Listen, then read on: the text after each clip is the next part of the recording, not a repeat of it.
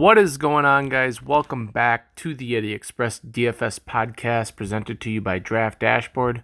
Remember, you can try out all the tools I use in this video 30 days for $1 by clicking my link in the description below. Just want to say a special thank you to all of our new subscribers. We are now over the 200 subscriber threshold, so thank you for all the people that have been a part of this channel. We're going to get into the position optimizer. And we're going to look at our plays for week 2. But before we do that, please hit the thumbs up button. That really helps me out. Subscribe if you're new to the channel. Welcome. Thanks for being here. All right, quarterbacks. First up, I like Patrick Mahomes against the Oakland Raiders, projected for almost 28 points.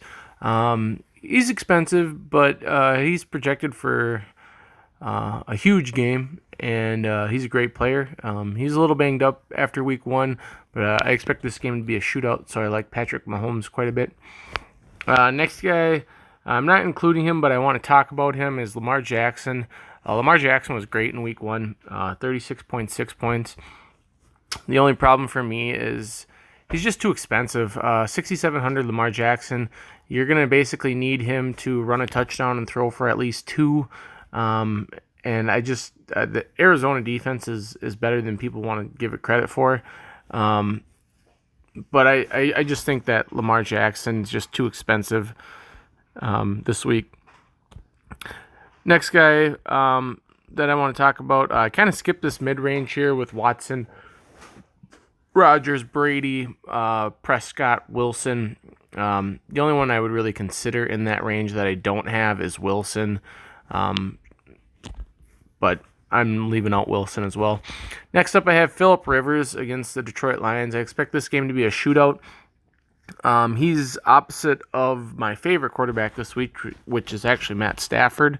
But Phillip Rivers, I think this game will be a shootout. It's got a 48 posted total. Pretty high-scoring game, I assume. I think there's going to be a lot of airing it out in this game. I don't think you're going to see a whole lot of Kerryon Johnson. He looked really kind of rusty in week 1. I don't think you're going to see a lot of Eckler. And when you do see Eckler, I think it's going to be more of the pass-catching variety. So I kind of like both quarterbacks in this game. Next up, I have Jared Goff. Jared Goff had a rusty week 1. They moved the ball through the air, but he didn't have any touchdowns, so that was kind of the only thing that let him down. But they moved the ball through the air, and then they had their backup running back had like 2 touchdowns. So I do like Jared Goff. I think he could be in a pretty good spot here against the Saints. Really high posted total on this one as well. So I like Jared Goff. Next up, I like Big Ben. Everybody knows Big Ben at home is a real thing. And Big Ben is at home this week against the Seahawks. Seahawks struggled against the air last week. Gave up 419 yards passing to someone named Andy Dalton. I'm just kidding. I know who Andy Dalton is, but just kind of a little joke there. Steelers have got everything to play for in this game. They got embarrassed on the road against the Patriots. They come at home where Steelers are a lot better at home. So I think Big Ben is in play this week. Next up, we have Josh Allen. This is a guy that a lot of people are looking at this week. I don't expect to get a ton of him, but I'll have some. I'll be underweight on Josh Allen, but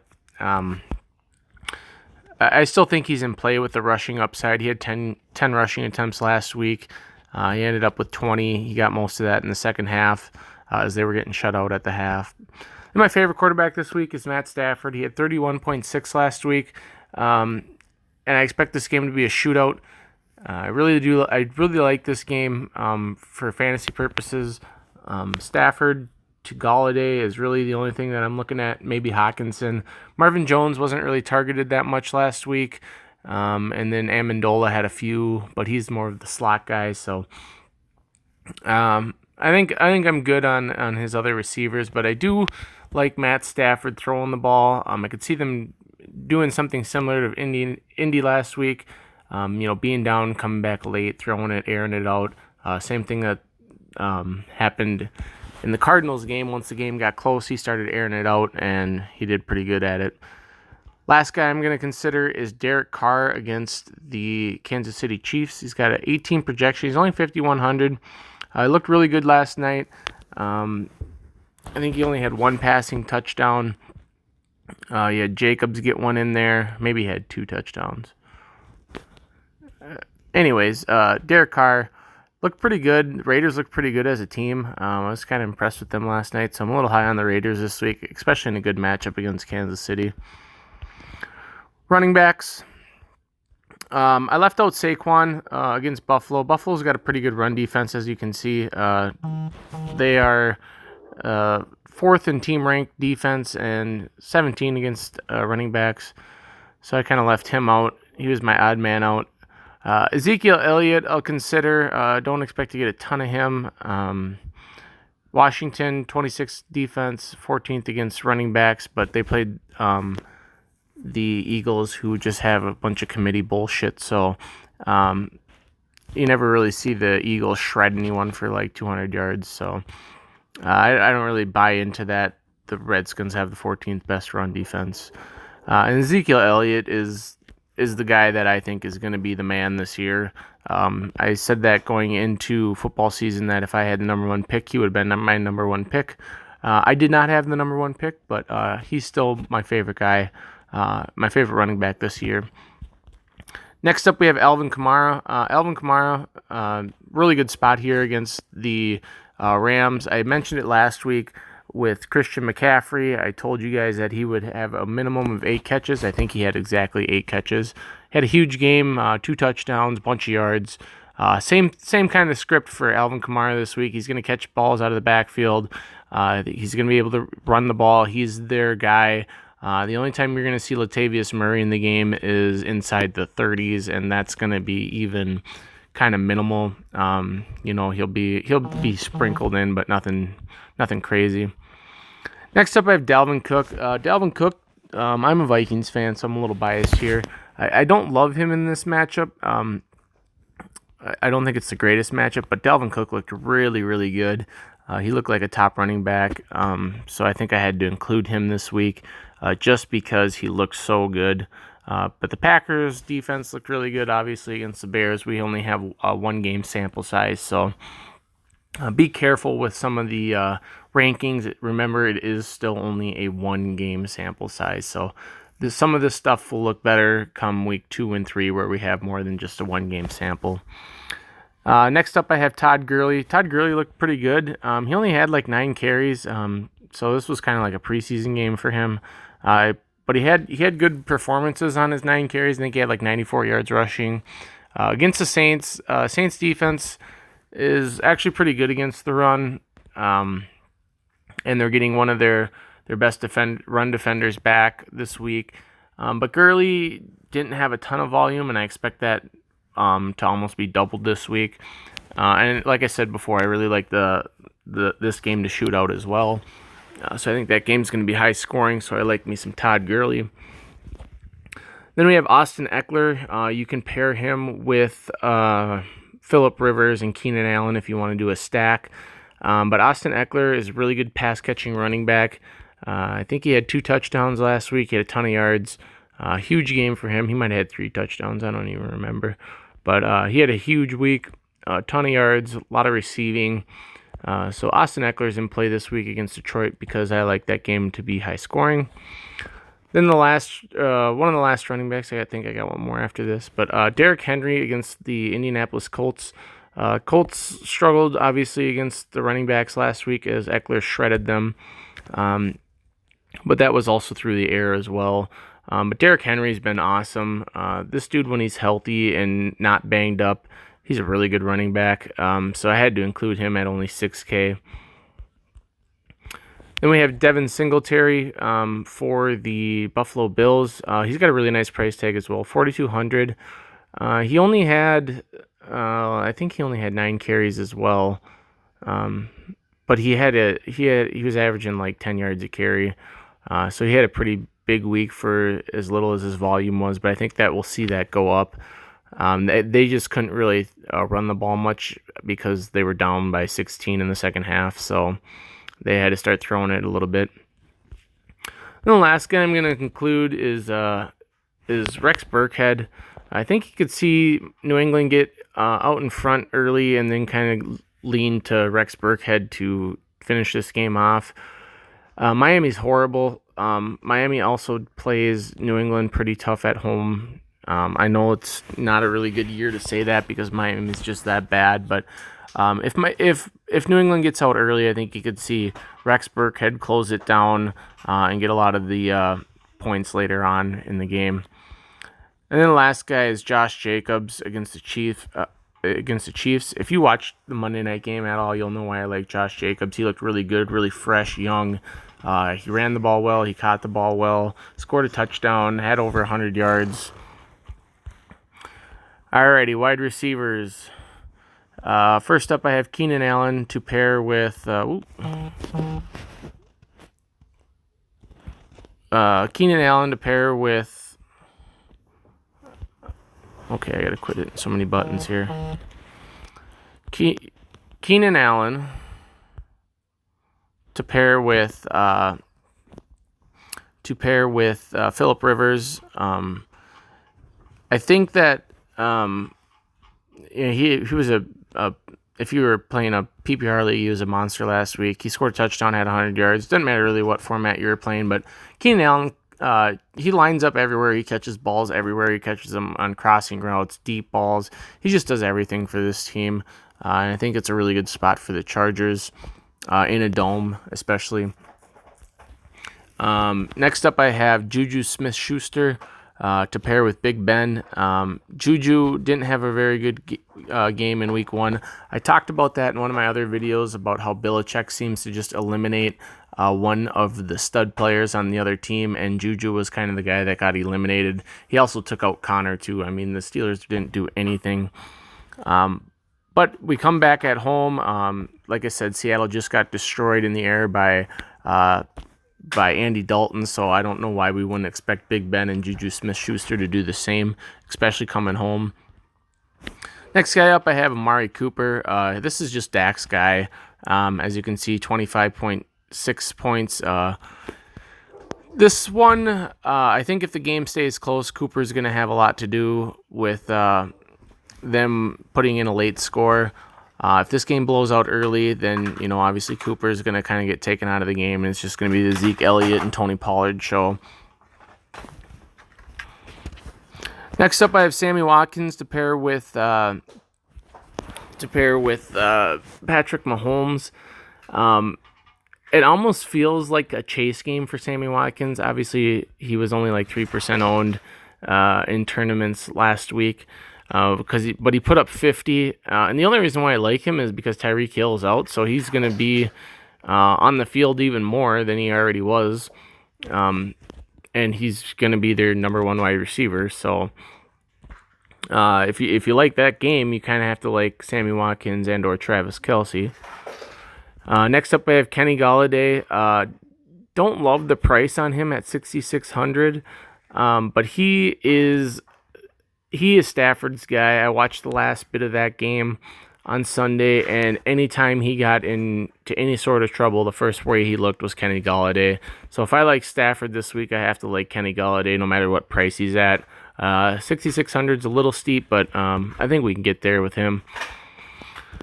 Next up, I have Robert Woods. I like pretty much every wide receiver for the the Los Angeles Rams. I'm still getting used to that. But Robert Woods, he had 13 targets last week, 16.1 or 16.6 fantasy points. Again, great matchup against the Saints. So I like Robert Woods. Tyler Lockett on the way back. Tyler Lockett had, I think, a touchdown late, which was kind of garbage because he was super chalk last week. And then he just was non-existent almost the whole game. But this week, I think like I said, I like the Seattle and Pittsburgh total. I like Pittsburgh to win this game, but I like Tyler Lockett coming on the comeback trail from Russell Wilson. So I think that you could see a score or a couple of big plays for Tyler Lockett this week. Next up is Cooper Kupp.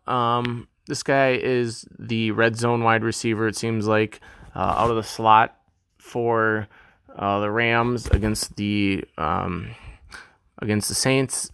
Like I said, I like Goff and I like all of his receivers, so I have to include Cooper Kupp. John Brown for the pairing with Josh Allen. He had 28.3, looked really good in week 1. So if you're gonna go with Josh Allen, you almost have to include John Brown because he didn't really throw to anyone else. You could get sneaky and go with Zay Jones, but he's more of a big play guy. Next up, Tyrell Williams to pair with Derek Carr. Tyrell Williams looked really good. He's a speed guy. He's their wide receiver 1 right now because Antonio Brown is gone. So not only is he their speed guy, but he's also their possession guy too. So he's going to have to do a lot, especially if Oakland's going to stay in this game. He's going to catch probably 8 or 9 balls, range anywhere from 90 to 180 yards, maybe a touchdown. Really cheap price tag, $4,400. I think he's a good chalk this week. You can eat a little bit of good chalk. And then the last guy is Brandon Cooks. I like Brandon Cooks, 1, because he's a big play guy, and I think that this game is going to be super high scoring. But not only that, is he was the guy that had 5.9 last week, so nobody's going to look at him. He's 6,300. He's going to go super under-owned. He's going to be the only guy that doesn't get rostered on the Rams just because he had a bad week in week 1. That's how people play daily fantasy, whether they want to admit it or not. They'll look at a game log and they'll be like, oh, well, he was horrible last week, so I'm not going to roster him. That's not the case. You should never do that. Tight ends, first up, Travis Kelce, almost projected for 19 points against the Raiders. The Raiders are going to be in trouble with Kelce this week. He's my favorite tight end. Without Tyreek Hill, it just means more and more targets, more and more catches, more and more yards. Kelce's in a great spot with almost a 19 projection at a tight end position. You never see that. Next up, I have Delaney Walker. He's projected for about 11 points against the Indianapolis Colts. Indianapolis last year, the worst team against tight ends. That's why Hunter Henry was so popular in week 1. Delaney Walker is a good tight end. He's Mr. Consistent. I think he caught 2 touchdowns last week. So I think you can go Delaney Walker, pretty safe price tag at $3,500. Then I have Darren Waller from the Oakland Raiders, $3,300. If you watch the Monday night game, you know why I'm recommending Darren Waller. I think he was targeted 8 or 9 times, and he had 8 or 9 catches. He just caught everything. He had like 90 yards.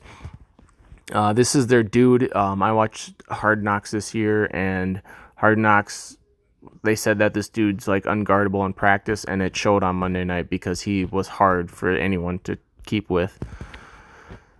Then the next guy I like is George Kittle. Doesn't grade out all that well, but he's still George Kittle, so I included him with this 15.5 projection against Cincinnati. Cincinnati was actually pretty good against the tight end position, but you have to remember that they played against something called Will Dessel for the Seahawks, so that makes a big difference with a guy that nobody's really ever heard of. The last guy I included, just because I like Rivers and the Chargers and the game, I included Hunter Henry. The Chargers love their tight ends. He's projected for 10.7. And then TJ Hawkinson in the same game. Hawkinson 28.1 in week 1. Same thing. I like Stafford. I like the game. So I'm loading up on that game. Alrighty, defenses. Defenses I like Bears against the Broncos. I think the Bears bounce back this week. I think they find a way to win this game. They're only 1.5 point favorites on the road against the Broncos. Love the Bears defense this week. Next up is the Ravens defense. Like the Ravens defense because Kyler Murray's first road game. I said I liked Detroit's defense last week because he was going against Kyler Murray in his first game. And it looked great for the whole game until the Lions did the most Lions thing ever and let them come back and tied that game. So, but I like the Ravens defense at home against Kyler Murray, first road game. We'll see how that works out, but I like them. Cowboys against the Redskins, obviously, what not to love there. Unless you think that Case Keenum is just going to shred the Cowboys defense. I'm not in that scenario, though. And then the last team I like is the Niners against the Bengals. Bengals didn't do much outside of throw the ball everywhere. against the Seahawks, but that kind of shows that they're not that good of a team. It was more of a, we're just going to try and throw it all over the place, even though Joe Mixon's our best player. Mixon got banged up. He might not play this week. He's banged up again. Now you're asking guys like John Ross and Tyler Boyd to beat a pretty good 49ers defense. Great front seven, mediocre secondary, but I think the Niners make sense again. Alrighty, guys, so we'll take all that information and we'll throw it into the lineup optimizer. We'll make one quick lineup on both DraftKings and FanDuel. Like to include both of them. On DraftKings, we have Josh Allen, Dalvin Cook, Rex Burkhead, Kenny Golladay, Tyrell Williams, Sammy Watkins, Hunter Henry, Amari Cooper, and Ravens defense. Alrighty, well, first off, I want Kamara. For sure want Kamara. I'd like to go to Stafford, Golladay. We can go there. Go to a guy like Darren Waller. Get up off here and get Kelsey or Juju, whichever one you want. I prefer Kelsey this week. I'd like to squeeze in Devin Singletary if I could. Maybe get down on the defense. Grab like Cowboys defense. Something like this.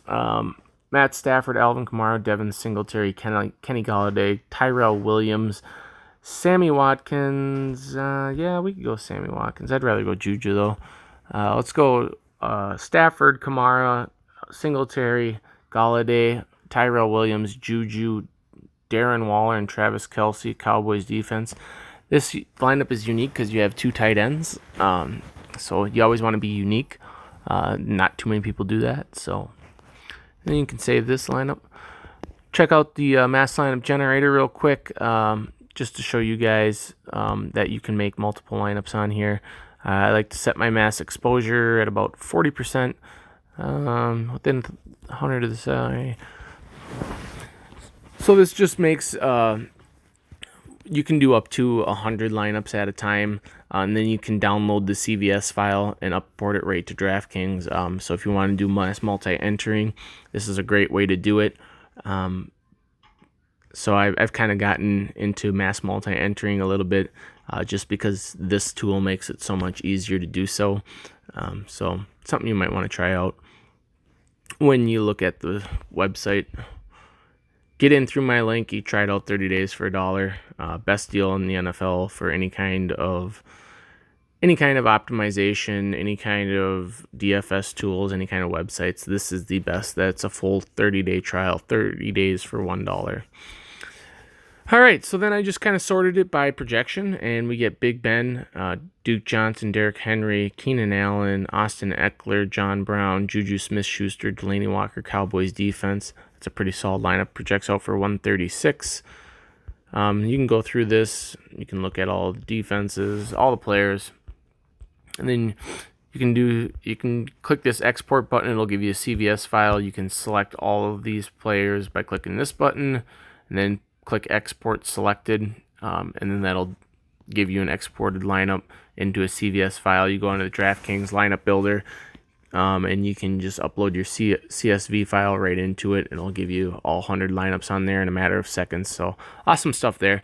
Anyway, guys, a little bit longer this week. I'm a talker every once in a while. But thanks for stopping by. Click the thumbs up button if you enjoyed it. If you're new to the channel, subscribe. And thank you to all of you people that have helped me get over to 200 subscribers. Enjoy your day, enjoy your week, and let's win.